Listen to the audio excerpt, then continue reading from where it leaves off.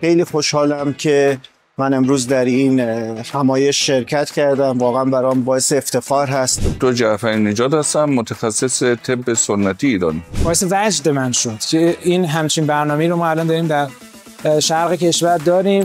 یه مشکل بزرگی که ما داریم این کارهای در واقع جزیره‌ای که انجام میدیم و گاهی اوقات هر کسی برای خودش کار میکنه و اون بیمار اون استفاده کافی رو نمیبره. من مطمئنم انشالله اگر این بستر به جلو پیشرفت کنه و کامل بشه خواهیم تونست انشالله یک خدمات بین رشته‌ای رو در واقع به یک بیمار بدیم. این کاری که الان داره خانه پارکینسون انجام میده، مخصوصا من با این سایتی که دیدم راه اندازی کردن، آموزشایی که میدن خیلی کمک میکنه.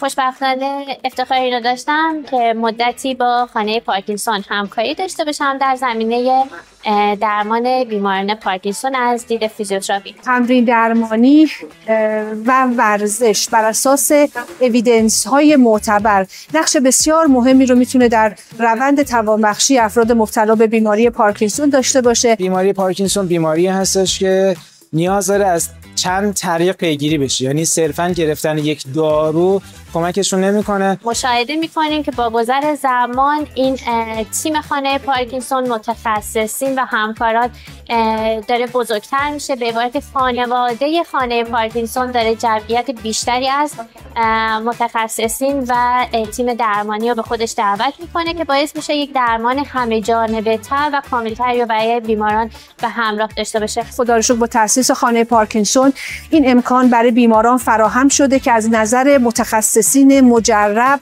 و متعهد و متخصص در این زمینه به خوبی بهره ببرند. بیشتر هشداری بود برای این بیماران که اگر علائمی دیدند حتما به موقع مراجعه کنند که خدای نکرده در واقع عدم مراجعه، دیر مراجعه کردن و عدم تشخیص گرفتارشون نکنه و عواقب بدتری رو به همراه نداشته باشه. باز هم تشکر میکنم از استاد شعیبی که در واقع بنیانگذار توجه به این بیماران هستند و خانم دکتر حسینی مدیر عامل خانه پارکینسون و امیدوارم در آینده این مسیر پررنگتر و متداومتر باشه. مرسی.